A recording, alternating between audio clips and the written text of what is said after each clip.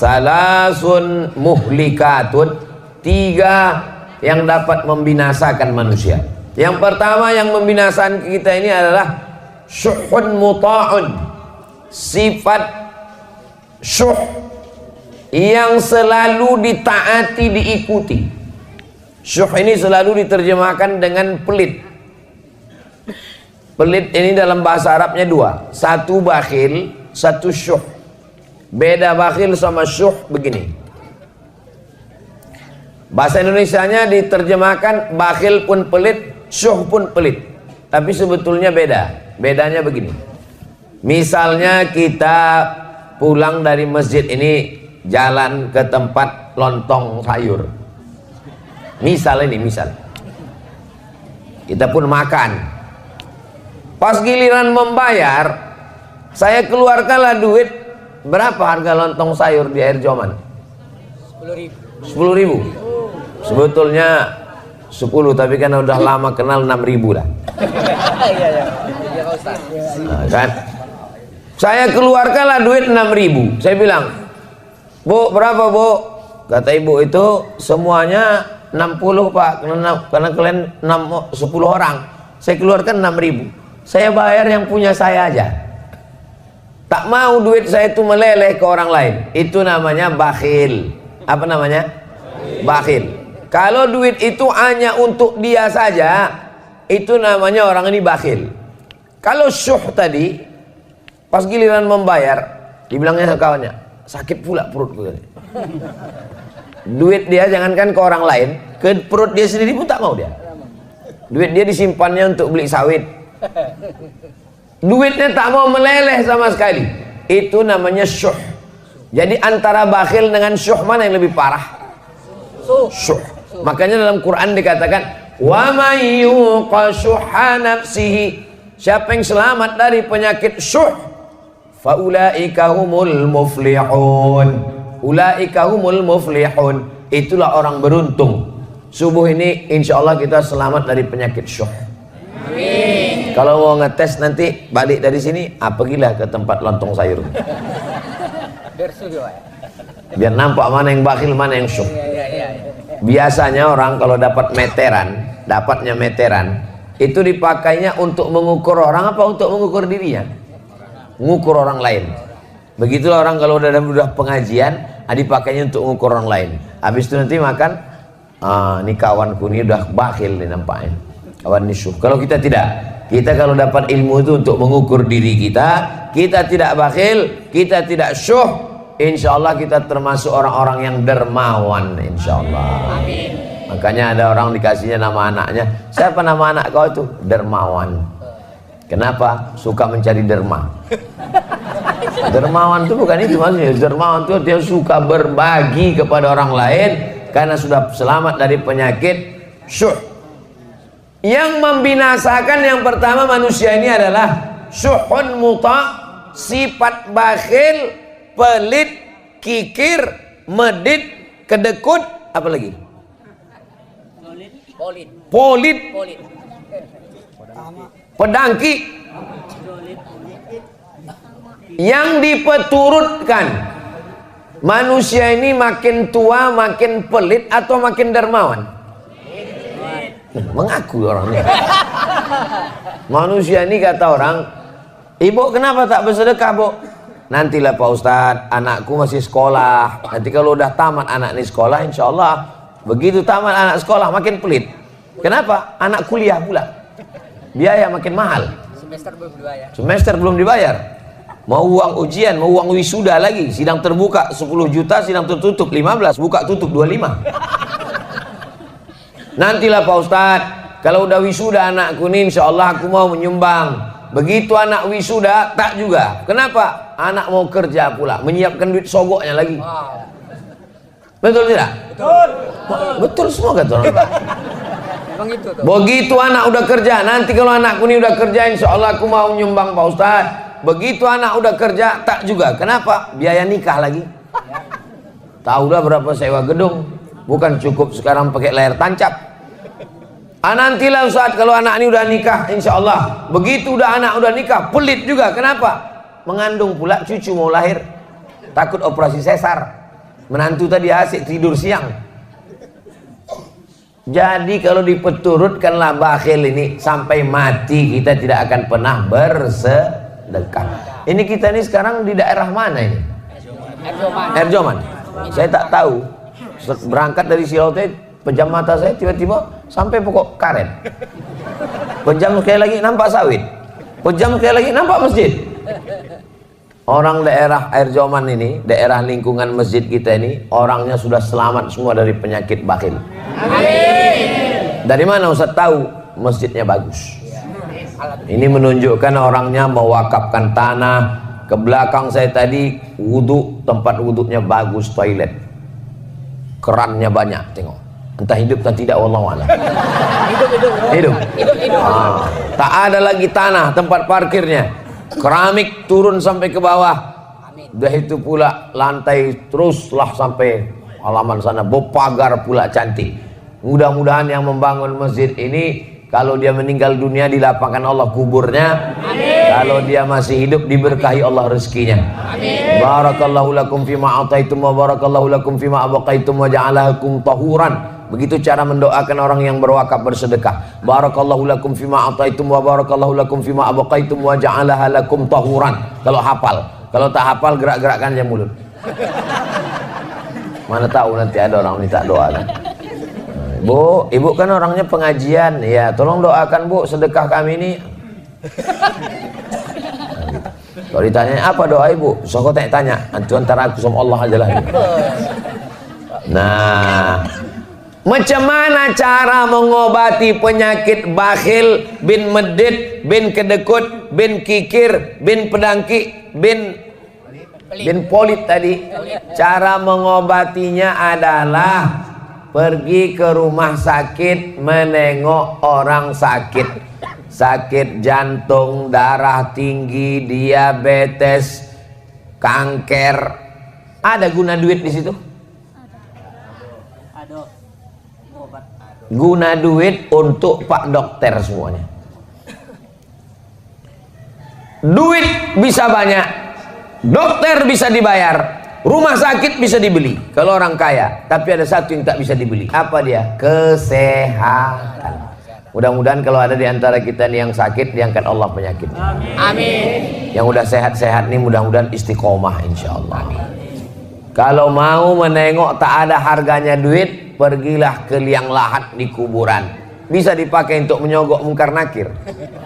Bisa disogok untuk menyogok malaikat maut. Malaikat maut, tambahlah umurku, ku kasih 3 miliar. Bisa? Innama amruhu idza arada syai'an ayyakula lahu kun fayakun. Mati. Mimda mata ya bawati. Modar.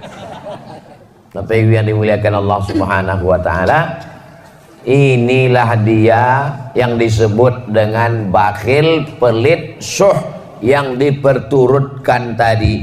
Kalau dipeturutkan bakhil ini memang orang tidak akan pernah mau berzakat. Siapa yang penghasilannya 1 tahun 85 gram emas, maka zakatnya 2,5%. 85 gram emas itu berapa tuh Pak Ustadz? 1 gram emas 1 juta. Sebetulnya udah naik 1.200.000, tapi karena kita udah lama kenal 1 juta aja lah. Tak pala banyak kali. 85 gram kali 1 juta berarti 85 juta. Siapa di antara bapak ibu ini yang penghasilannya 85 juta di total setahun, maka keluar zakatnya 2,5%. Kalau ditengok dari gayanya, orang ini penghasilannya seminim-minimnya 100 juta ini. Amin. Dari bunyi mengaminkannya aja pun tak yakin. Amin. Amin Pak Ustaz. Orang yang takut nyebut amin itu 2 kemungkinan. Pertama, karena takut ragu. Yang kedua, takut dicatat Bawaslu. Saya pun hati-hati juga ceramah ini sekarang. Udah diawasi Bawaslu, tak boleh. Ustaz jangan sebut partai, tak ada aku sebut partai. Ustaz jangan sebut nomor, tak ada aku sebut nomor. Ustaz jangan sebut capres, tak ada aku sebut. Ustaz tak boleh sebut nama, tak ada sebut. Cuman ku bilang, yang tidur di rumahku kemarin Nah, itu pun kena tegur juga.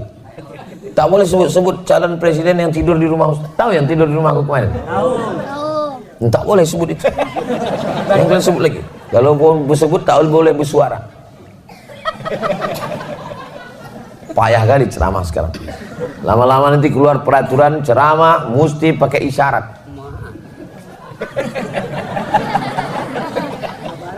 Bapak Ibu yang dimuliakan Allah Subhanahu wa taala, maka keluarkan zakat 2,5%. Kalau 100 juta zakatnya 2,5%, berapakah zakat dari 100 juta? 2,5 juta. Jadi kalau ada tabungan Bapak Ibu setahun 2023 kemarin dapatlah 1 miliar. Amin. Berapalah zakatnya? 2.500.000 kalau 100 juta. Kalau 1 miliar 25 juta. Ada orang dibayarnya lah zakatnya 100 juta. Ustadz, saya bayar zakat saya 100 juta. Kalau 100 juta zakat dia, berarti pendapatannya tahun itu, memang kalau belum sarapan nih Pak yang hitung-hitung memang. Kalau Tuan pergi ke Medan, hati-hati digigit belatung. Kalau awak belum sarapan, memang payah menghitung-hitung. Kalau ada orang membayar zakat 100 juta, itu berarti duitnya 4 miliar. Bapak berapa bayar zakatnya Pak? Aku bayar zakat 100 juta Pak Ustadz.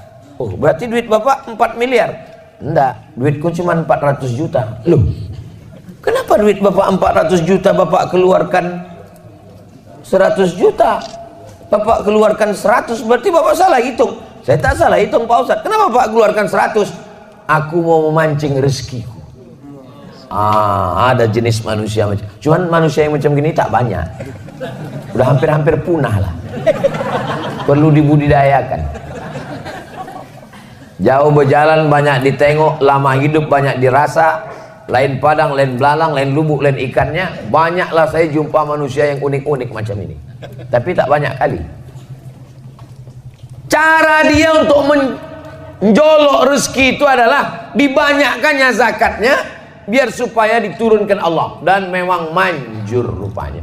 Jangan berhitung-hitung sama Allah. Ini banyak orang ini berhitung-hitung sama Allah. Kau kalau berhitung-hitung sama Allah, nanti Allah berhitung-hitung pula sama kau. Dikasihnya napas setengah. Baru tahu, tak sampai ke ujung. Bayar pajak lagi Ustaz. Belum bayar pajak lagi. Bayar pajak bukan main takutnya sama petugas pajak. Kalau bayar zakat tak ada takut sama sekali. Kita semua akan mati menghadap Allah Subhanahu wa ta'ala. Inilah yang pertama, syuhud muta'. Yang kedua, hawa muttaba', memperturutkan hawa nafsu. Semua hawa nafsu kalau diperturutkan binasa. Makan, dalam Islam boleh makan? Boleh. Tapi ada yang boleh dimakan, ada yang tak boleh dimakan. Jangan semua yang kaki 4 dimakan. Jangan semua yang merayap pun dimakan, kereta api pun dimakan. Ada yang boleh dimakan, ada yang tidak, ada yang halal, ada yang haram.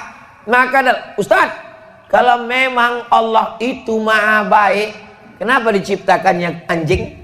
Kenapa diciptakannya babi? Itu untuk menguji kita ikut Allah atau tidak. Kalau memang Allah itu baik, kenapa diciptakannya setan? Allah menguji kita, apakah kita ini memperturutkan hawa nafsu atau tidak. Masalah makan, kulu, makanlah min thayyibat, makanlah yang baik-baik saja. Minumlah yang baik. Boleh minum tua? Tak boleh. Boleh minum aren? Boleh. Kenapa? Ini memilah dan memilih. Nikah, silakanlah nikah. Yang dinikahi yang baik-baik saja. At-thayyibuna lit-thayyibat, memperturutkan hawa nafsu. Itulah mengapa kita disuruh mengenal hawa nafsu. Macam mana cara mengenal hawa nafsu? disuruh berpuasa besok hari Senin. Siapa yang puasa besok hari Senin, mengkodok puasanya yang tinggal kemarin Ramadan, sekarang sudah masuk bulan Rajab. Ramadan kemarin belum diganti, ini sudah mau masuk Ramadan lagi, Rajab Syaban, gantinya hari Senin, dapat 3. Kodok dapat, puasa Senin dapat, puasa Rajab dapat. Tapi niatnya cuma satu saja, niatnya puasa kodok. Ibu-ibu yang tinggal kemarin 7 hari kodok. Selalu saya Ustadz Somad nih kalau ceramah yang diingatkannya puasa ibu-ibu aja. Ibu memang tinggal 7, rupanya lakinya 17 hari tinggal. Faman kana minkum maridhan, siapa yang kemarin sakit, au ala safarin musafir, fa iddatum min ayyamin ukhar, diganti di hari yang lain. Itulah yang kemarin musafir. Ustaz kemarin ada musafir? Ada. Berapa jarak musafirnya? Jarak qashar salat 89 km. Dari Air Joman ke Medan itu 180 km. Kalau tak percaya hitung sendiri. Bisa qashar? Bisa, lewat 89 km. Asal bisa qashar boleh tak puasa. Sampai di kereta api, makannya sate, dimakannya kerang, dimakannya udang. Datang orang, kau Islam, kenapa kau tak puasa? Faman kana minkum maridhan aw ala safarin fa iddatum min ayyamin ukhra. Ada bapak-bapak, badannya tegap berotot, kumis melintang. Berbisik bertanya ke saya, Ustaz, apa hukumnya tak puasa? Kenapa bapak tak puasa? Badan bapak sehat. Buah pinggangku udah dicabut dokter 1. Tak bisa aku tak puasa Pak Ustadz, tak boleh kerja berat, tak boleh tak masuk energi ke badan, aku mesti puasa. Maka kalau bapak tak bisa puasa, diganti di hari yang lain. Tapi di hari yang lain saya tak bisa puasa Pak Ustadz. Ramadan tak bisa, Syawal tak bisa, Zulqa'dah tak bisa, sampai mati tak bisa. Maka dibayarkan fidyah. Apa pula fitrah? Dibayarkan fidyah. 1 hari porsi makan 3 kali, makan pagi, makan siang, makan malam. Lontong pagi 10, makan siang 15, makan malam 15, 10, 40. Jangan hitung-hitung sama Allah, hitung juga lah cendolnya, cuci mulutnya, buahnya, paketkan 50. Berarti yang tak bisa puasa sebulan berarti 50, 500, 1,5 juta. Hawa muttaba. Tapi kalau orang memperturutkan hawa nafsu, disuruh kita puasa untuk mengenal hawa nafsu. Jam 2 siang, mau orang kaya, mau orang miskin, mau diplomat, mau pejabat, kalau udah jam siang mukanya pucat, lapar, haus, mau mengamuk aja bawaannya. Betul? Menengok air sungai ular di Medan, mau menengok sungai Delhi, mau menengok sungai, ditengok air sungai Danau Toba, rasanya mau diminum semua, tak hilang haus. Tapi begitu terdengar suara azan, Allahu Akbar, Allahu Akbar, masuk 2-3 teguk kurma 2 biji, hilang hawa nafsu. Itulah hawa nafsu itu. Hawa nafsu ini semua rasanya. Anak-anak muda nih kalau sebelum nikah ini, wow, semua playboy cap tupai. Semua anak gadis orang mau dinikahinya. Tapi begitu sudah nikah, punya anak, pas ditanya, "Cemana?" "Cukuplah Pak Ustaz, satu ini aja pun udah mau mati kayak puasa." Begitulah hawa nafsu ini. Maka yang paling bahaya ini adalah memperturutkan hawa. Kira-kira kalau manusia ini dikasih duit 1 ton emas, cukup apa tak cukup? Lau kana li bani Adam wadiyan min zahab, seandainya manusia ini punya 1 lembah dari emas, ini bukit, di tengah ini ada lembah, isinya emas semua, walan tamla fahu illa turab, tidak akan pernah puas sampai mulutnya disumbat tanah. Nah, maksud disumbat tanah tuh mati, masuk liang lahat, masuk cacing tanah ke mulut, barulah kata dia cukup ya Allah. Makanya kalaulah orang tidak memturutkan hawa nafsu, selamatlah dunia akhirat. Doakan supaya yang ceramah ini pun tidak diperturutkan hawa nafsu. Amin. Karena tapi ustadz kan ustadz, masa ustadz digoda setan juga? Ustadz yang setan yang menggodanya ustadz setan juga. Dia memang setan, tapi di kalangan setan tuh dia ustadznya setan. Kawasan, Pak. Ustadz kan tamat dari Mesir. Iya, yang menggoda itu juga setan dari Mesir juga. Anak-anak buah Fir'aun. Maka didoakan jamaah ini kalau mendoakan jangan doakan cuma anak bininya, doakan juga ya Allah Ustaz Somad itu pun janganlah lagi dia diperturutkan hawa nafsu, supaya kita ini bisa mengendalikan hawa nafsu. Nafsu makan, nafsu minum, nafsu jabatan, nafsu politik, nafsu kekuasaan, nafsu. Selamat daripada hawa nafsu. Selama masih makan, selama masih minum, selama darah masih mengalir, maka pasti ada hawa nafsu. Kalau mau tahu nafsu sudah tak ada ketika ruh keluar dari jasad. Bapak Ibu pernah tak menengok, waktu nengok jenazah pas buka, tiba-tiba jenazah itu bilang, ada tak lontong sayur? Katanya. Pernah nengok jenazah minta makan? Itu menunjukkan selama nafsu masih ada, artinya selama jasad ini masih ada ruh, masih bersemayam. Tapi kalau sudah tak ada lagi, insya Allah. Jadi kalau ada orang yang ngomong, Ustaz Somad, iya saya ini tak ada lagi hawa nafsu saya, berarti kau udah mati. Kita ini semua ada hawa nafsu, cuman bedanya ada yang memperturutkan hawa nafsu, ada yang bisa melawan hawa nafsu. Usahakan kalau pengajian subuh itu berhentinya masuk waktu maghrib. Bagaimana pengajian subuh masuk waktu maghrib, Pak Ustaz? Maghrib di Air Joman jam berapa? Jam 6 lewat 6 lewat 18 18.35. Maka kalau pengajian subuh buatkan sampai jam 6.35. Begitu cara mudah ngitungnya. Satu hari. 6.35 pagi nih Pak. Bukan 6.35 sore. 6.35 sore nanti dua gendangnya. Kalau tak ustadz tuh mati, jamaah tuh mati. Kalah ya, Pak. Jadi kalau ada pengajian rutin subuh di masjid kita. Pas saya tanya ada, bingung jamaahnya, ada atau tidak? Dia mau bilang ada, takut karena tak pernah hadir. Mau bilang tak ada, takut ada. Jadi kalau mana tahu buat acara pengajian subuh nanti Ramadan, buatkan pengajiannya itu sampai waktu sesuai maghrib. Ini kan waktu ini berubah ini. Nanti kalau kebetulan maghribnya 6.15, berhenti pas jam 6.15. Gunanya untuk apa? Supaya kita berhenti itu masuk waktu sholat sunat isyraq. Pakai top isyraq. Kalau pakai kap isyraq sirik. Kau sholat apa tadi? Aku sholat isyraq. Sholat sirik. Isyraq artinya sholat waktu terbit matahari. Sholat terbit matahari ini keutamaannya 4. Pertama, sholat subuh berjamaah. Yang kedua, duduk iktikaf di masjid. Yang ketiga, berzikir. Yang keempat, sampai terbit matahari. Kalau dilaksanakan, kanat lahu ka ajri hajjatin wa umrah, dapat pahala seperti haji dan umrah. Nah, udah buku kok ayam. Pertama, bakhil. Yang kedua, memperturutkan hawa nafsu. Yang terakhir, yang ketiga. Kami perhatikan Ustaz Somad dari semalam ceramahnya di Silau Laut, di Air Joman, nanti di Tanjung Balai, 3 terus. Kenapa 3? Karena Kak Nur Aini ini nomor 3. Yang ketiga, fokus ini dulu, itu nanti.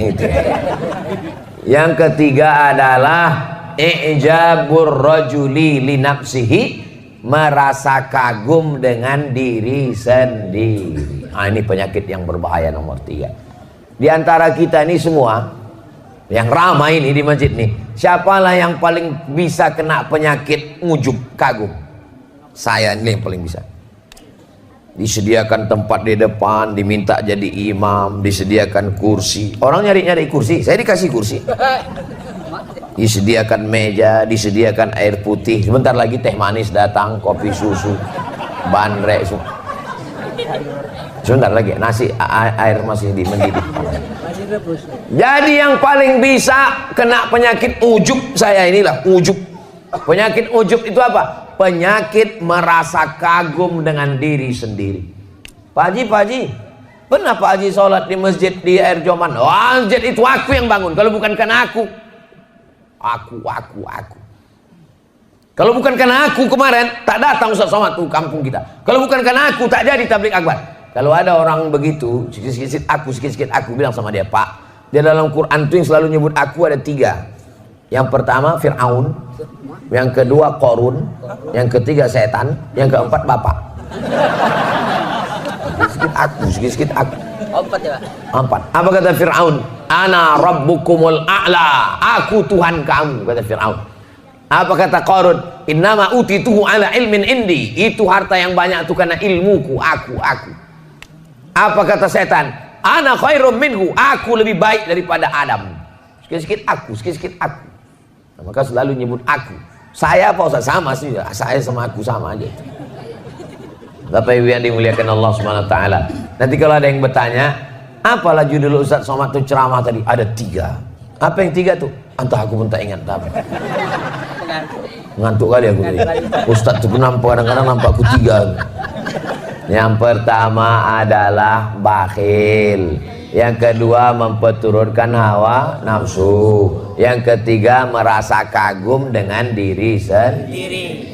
3 itu jangan lupa. 3 yang ini dan 3 nanti tanggal 14 Februari. Saya ini Abdul Somad berdakwah dengan ceramah, mengajar di kampus-kampus. Tapi ada dakwah yang lebih paten lagi, berdakwah di parlemen, di kantor DPR Kabupaten Asahan. Berdakwah di situ. Kenapa? Guru mengaji.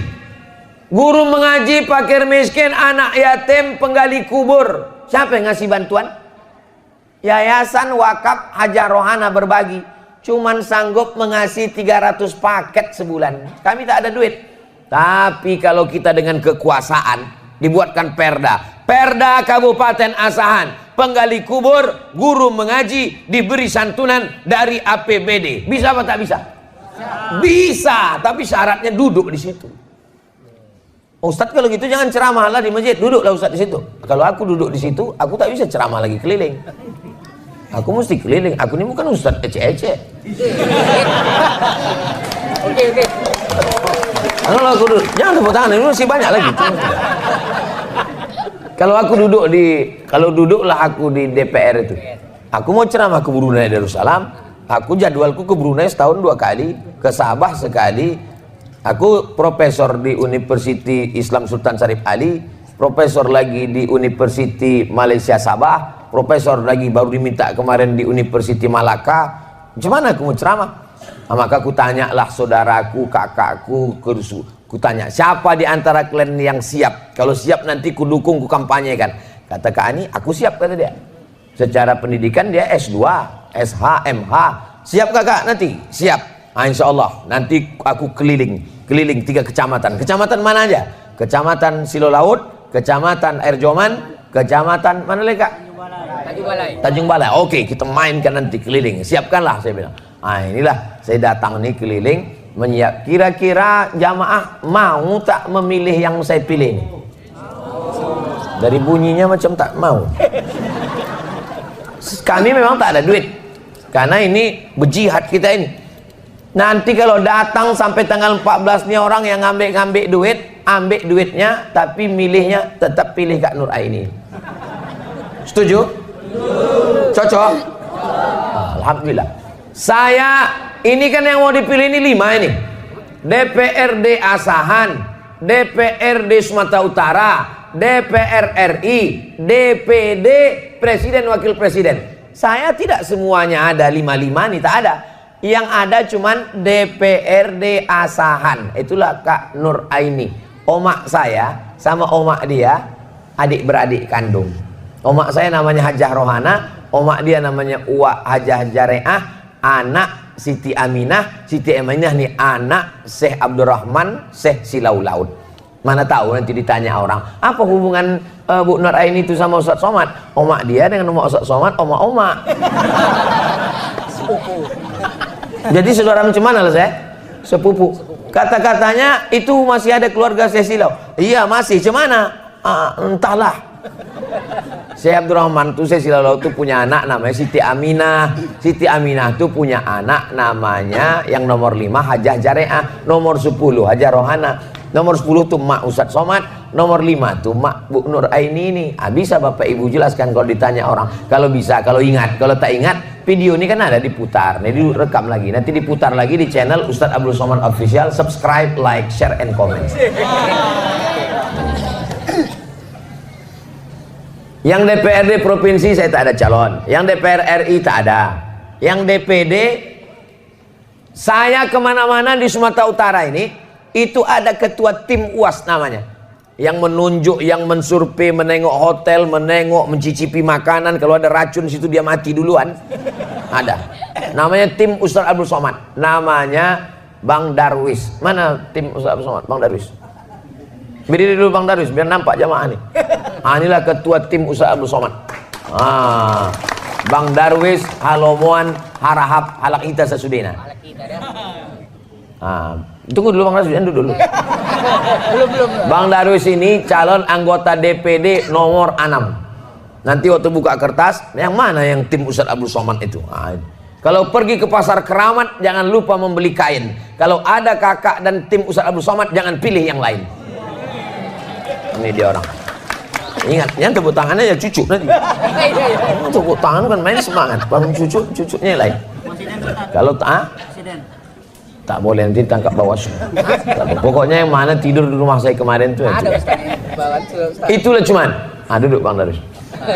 Bapak Ibu yang dimuliakan Allah Subhanahu Wa Taala, kita jawab beberapa pertanyaan ini. Jangan kemana-mana, kita lanjutkan setelah yang satu ini. Ya kalau di TV begitu. Kok ditengok dari tebalnya pertanyaan ini, azan-azan asar lah baru selesai.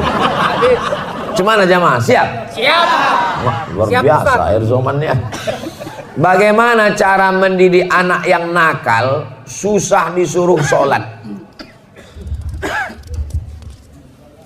Dari kecil telonjak-lonjak, sudah besar terbawa-bawa, sudah tua terubah tidak.